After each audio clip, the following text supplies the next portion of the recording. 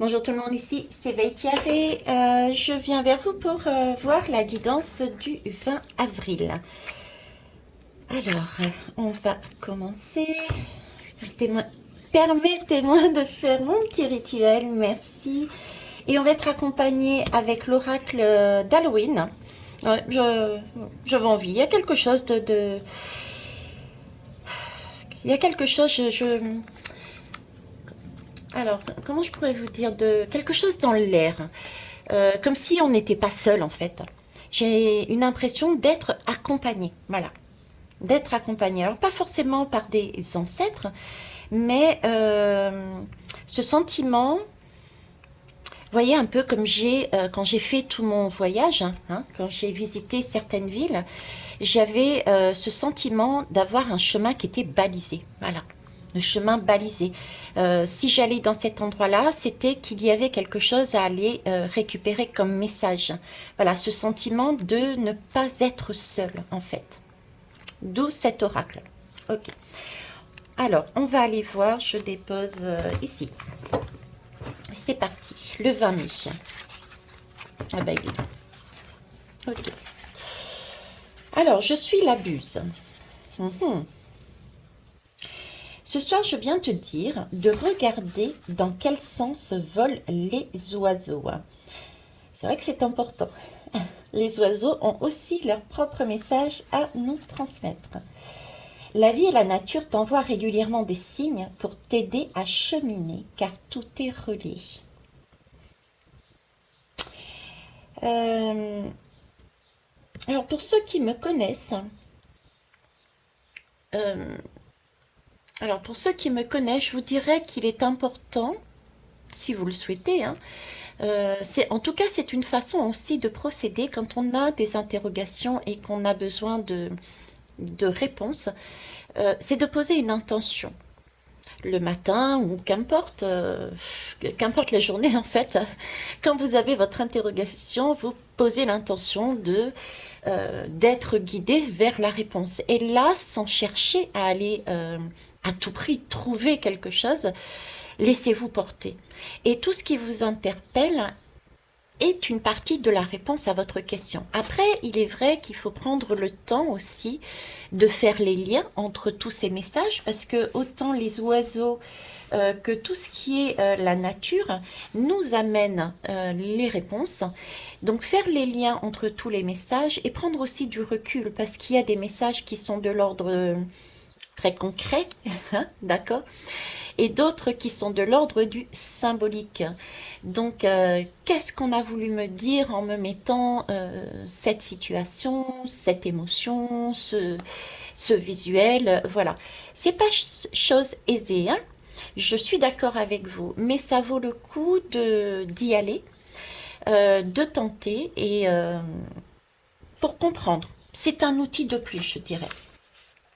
Donc, je reprends. La vie et la nature t'envoient régulièrement des signes pour t'aider à cheminer car tout est relié. Tout est relié aussi à sa propre vie, hein, d'accord. Rien n'est anodin, j'ai envie de dire. Prends garde à tes pensées au moment où un animal coupe la route devant toi. Par exemple, ça peut être effectivement pourquoi il le fait, quel type d'animal, quel message il peut porter. À ce moment-là, j'étais en train de penser à quoi, j'étais en train de faire quoi, hein. Essaie de faire les liens. Regarde la façon dont il se comporte et souvent cela te donnera la réponse à la question que tu te poses. Ben voilà. Prends aussi le temps de décoder les signes que la vie t'envoie. C'est ça. Mais je vous rappelle, sans les chercher à tout prix. Ils doivent vous sauter aux yeux, ça doit vous interpeller. Si ça vous interpelle pas, c'est pas pour vous, tout simplement. D'accord? Alors j'avais fait une guidance dessus. Ça me fait penser à une guidance que j'avais faite. Euh, tous les objets, mais pas seulement. Euh, Ce sentiment d'être balisé, en fait, si vous voulez, c'est pourquoi? C'est parce que nous vivons. Nous sommes censés vivre. Oui. Oh, on va être arrêté. Excusez-moi, un peu de sérieux là-haut. Donc, on vit. On est censé vivre au présent, des expériences. Mais ces expériences, quand on part, elles ne sont, quand on décède, euh, elles ne sont pas vaines, hein. C'est comme si on avait laissé euh, une empreinte dans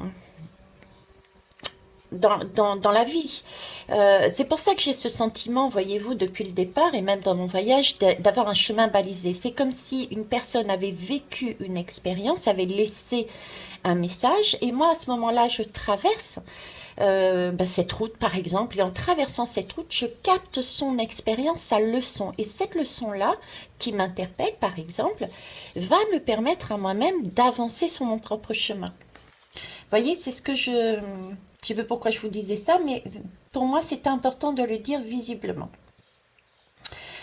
Donc, regarde la façon dont il se comporte et souvent cela te donnera la réponse à la question que tu te poses. Prends aussi le temps de décoder les signes que la vie t'envoie. Oui, prenez, donc je disais bien ce qui résonne pour vous. Comme chaque humain est différent, la vie n'envoie pas les mêmes types de signes à chacun, ce qui est logique. Pour moi, j'irais même plus loin puisque si je vois par exemple, je sais pas pourquoi je dis une autruche, il y a peut-être des Australiens dans les parages. Alors si je vois une autruche par exemple, il y aura une signification pour moi et qui sera totalement autre pour vous. Ça peut être faire l'autruche, ça peut être avoir cette hauteur hein, par rapport aux jambes, aux pattes de l'autruche. Voilà, il y a plein de significations que chacun est à même de mettre. Pourquoi? Parce qu'on a en nous des façons de voir et de penser. Et en fait, euh, c'est comme si c'était un coffre d'images, un coffre de sentiments, d'émotions, de couleurs, et pour faire passer les messages, les personnes qui nous accompagnent vont dans notre mal pour aller rechercher la bonne image. Je vous parle souvent du caramba. Le caramba, moi, quand on m'en met un, je vous le disais, c'était pour une question de douceur. Douceur, l'innocence, quelque chose d'enfantin, voilà. Ben, c'est ça. C'est pourquoi un signe pour moi ne sera pas interprété de votre manière. C'est aussi pour ça qu'il est intéressant d'avoir des retours sur la chaîne parce que je ne détiens pas la vérité, je ne sais rien. C'est ensemble que nous la créons, la vérité. J'ai une partie, vous en avez une autre, etc., etc. Et cetera. Et c'est comme ça qu'on trace un chemin qui est au plus juste, on dirait. Puisqu'on est chacun aussi miroir les uns des autres. Donc il est important aussi de ne pas faire de rétention d'informations. Voilà. Pas faire de rétention d'informations. Le flux, il doit être d'un côté comme de l'autre. D'un côté comme de l'autre. D'ailleurs, je remercie Aline qui m'a fait son très beau retour sur la guidance là, que je n'avais pas vu de cette façon. Donc, voyez, j'ai amené ma façon de voir, ce que je ressentais, et Aline m'a fait le retour, le sien, et qui est tout aussi juste et très très beau, hein. Donc important de faire l'aller et le retour, j'ai envie de dire, quand on donne. Il est important aussi d'avoir un retour sur image, on me dit, un retour sur image, en disant, ben voilà, toi tu l'as vu comme ça, mais moi je le vois de cette façon, parce que ça va aider l'autre personne à se repositionner parce que on ne voit pas forcément la totalité du message puisqu'on est pris dedans dans une situation, dans une interrogation, peut-être dans une crainte.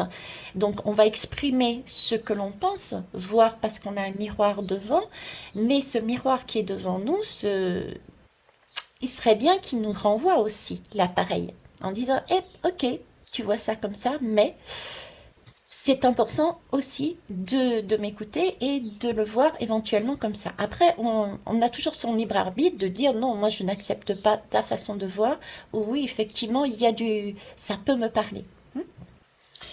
Alors, chaque humain est différent, la vie n'envoie pas les mêmes types de messages à chacun. Observe attentivement et peu à peu, tu arriveras à décoder le langage qu'utilise la vie pour toi. Peu à peu, tu comprendras dans quel sens volent les oiseaux. Oui, Au début, on peut partir du principe, mais j'y comprends rien. Qu'est-ce qu'elle me raconte avec ses messages, ses signes? Euh, voilà, je prends un exemple, on passe devant une radio, bon, je me pose une question, et puis là, on passe devant un magasin, puis il y a une télé ou une radio qui passe à ce moment-là, un message, et puis il y a un mot qui interpelle. C'est une question d'apprentissage. Au début de la chaîne, je vous disais, on me dit souvent d'être tout le temps en mouvement, de ne pas rester assis, parce que, ben, à un moment donné, on a du mal à se lever et à repartir, prendre son bâton, comme le fou du tarot, et d'avancer. Euh, on est dans une zone de confort, on reste assis, pourrait être aussi comme rester dans une zone de confort. C'est très bien, on peut aussi se permettre aussi des fois de rester dans cette zone de confort, hein. Chacun fait comme il le sent. Mais il ne faut pas rester dans cette zone de confort en partant du principe que ben, je ne suis pas capable ou j'ai essayé mais je n'ai pas réussi. Parce que ben, ça me fait penser à Charles, mon petit-fils, qui goûte quelque chose, qui part du principe que non, il a déjà goûté une fois mais c'est pas bon, il n'aime pas. Et du coup, il va rester sur sa zone de confort, il n'ira plus jamais goûter ce plat, cet aliment, etc. Et on a pour principe de se dire, ben, essaye au moins 7 fois de goûter cet aliment, parce que effectivement, on essaye une première fois, ok, on n'y arrive pas, ça ne nous convient pas, on n'aime pas, et on va recommencer une deuxième fois un peu plus tard, peut-être que ce jour-là, ce sera différent, et au fur et à mesure, on va apprécier, on va mieux comprendre, on va mieux digérer, on va mieux faire des liens. Donc, l'idée est vraiment de ne pas rester sur... j'ai pas envie de dire le mot échec parce que c'est pas un échec. Même certaines personnes peuvent le prendre justement comme un échec et arrêter. Arrêter l'expérience parce que c'est une expérience, c'est un apprentissage, c'est une leçon, oui, c'est un apprentissage à avoir. Donc, avancer, recommencer, ne pas se dire qu'on n'est pas capable. Hein, tout le monde est capable de le faire, tout le monde est capable d'y arriver. Qu'importe le temps, qu'importe l'image, le son, le ressenti, les signes qui viennent vers vous, mais ne pas lâcher, y aller. Donc observe attentivement et peu à peu tu arriveras à décoder le langage qu'utilise la vie pour toi. Peu à peu tu comprendras dans quel sens volent les oiseaux. Alors tu pourras remercier chaque animal, chaque plante, de te délivrer un message. Nulle recette magique pour cet apprentissage, mais uniquement de l'observation, de l'écoute et de la patience. C'est ce que je vous disais tout à l'heure. Alors, je rajouterais, effectivement, il y a de l'observation. Alors, ça dépend en fait de quel sens vous vous servez. On a différents types de sens. Moi, par exemple, je me sers de l'observation, des images, de l'écoute, mais j'ai aussi un ressenti physique, des, par exemple, ah mince, un sentiment de chair de poule qui passe sur moi du côté droit va m'annoncer que je suis en présence d'un défunt, plutôt masculin. Me demandez pas pourquoi, mais c'est plutôt masculin. À droite, ce sera féminin. Voyez, on se met après par expérience, on sait aussi déterminer euh, à quoi ça correspond. Voilà. Donc il y a différentes façons. Il n'y a pas que l'observation, il n'y a pas que l'écoute, il y a aussi différents ressentis, il y a le goût, euh, il y a telle émotion que l'on a à ce moment-là qui peut nous dire ceci. Vous voyez, il y a tout ça. Je voulais vous rajouter quelque chose là-dessus, si vous pouviez me le redire, merci. Euh, bon, eh ben, écoutez, ça viendra ou pas. Donc ce soir, avant de t'endormir, tu peux te dire, j'apprends à décoder le langage de la vie et de la nature. Ok. Eh bien écoutez, on va aller voir avec cet oracle.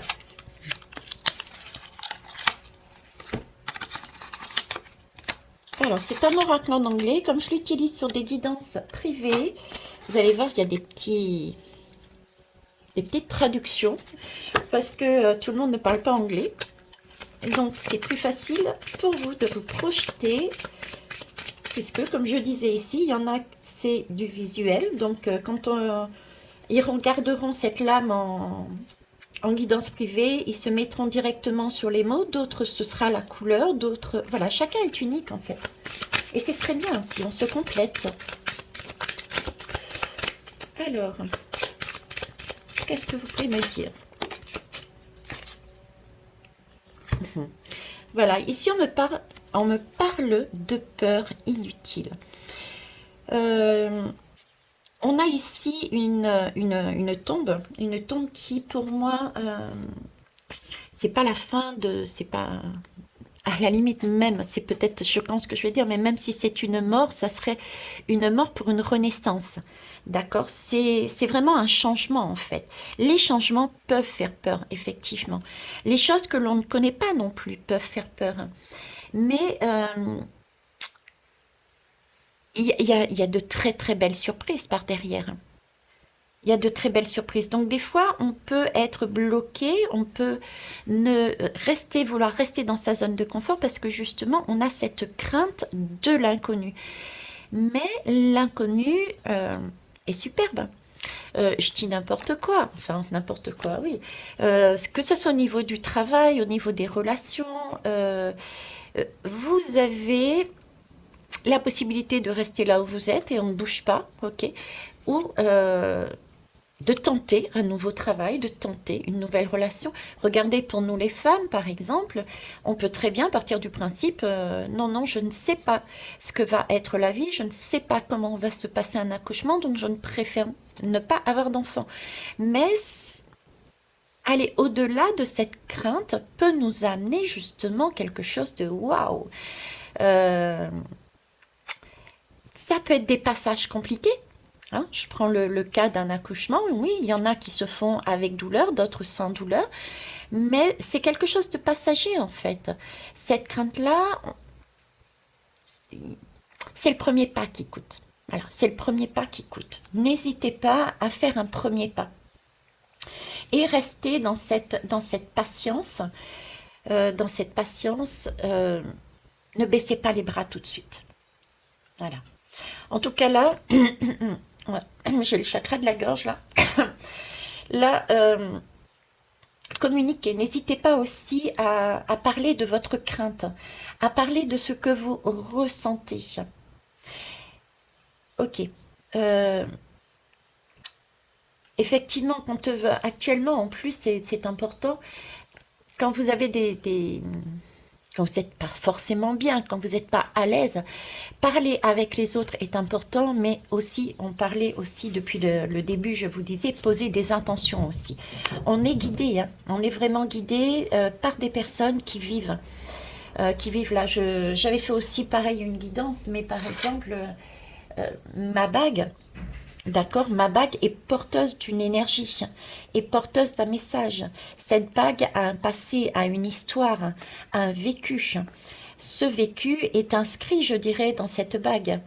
Donc, je pars, admettons, allez, ciao, bye, je suis là, je vais ailleurs, je vais laisser par exemple cette bague, quelqu'un, une de mes filles ou admettons que ça aille sur une brocante, n'importe, va récupérer cette bague est chargée d'un message et voilà, c'est important de réaliser aussi que l'énergie nous amène ce dont nous avons besoin au moment où nous avons besoin, à la condition aussi d'être à l'écoute et l'observation. On est entouré de messages qui circulent. C'est une circulation qui se fait. Et on capte ou on capte pas. On capte parce qu'on est à l'écoute de soi-même et on peut poser ses intentions. Des fois, on ne pose pas d'intention, mais on ressent aussi. On ressent des, ben, qu'est-ce qui se passe? C'est pas moi, j'ai rien demandé, je me connais et ce sentiment, cette émotion, bien ce ressenti physique, euh, je sais que ça ne m'appartient pas, donc il y a quelque chose à comprendre là. Hein. Ça peut être de cet ordre-là aussi. Hein. Ben écoutez, voilà ce que je pouvais vous dire là-dessus. Je vous souhaite une belle journée. J'ai pas trop de lumière. c'est pas grave. Ça va avec, avec ce message. Et je vous souhaite une belle journée. Et puis on se retrouve, eh ben, à demain. Au revoir.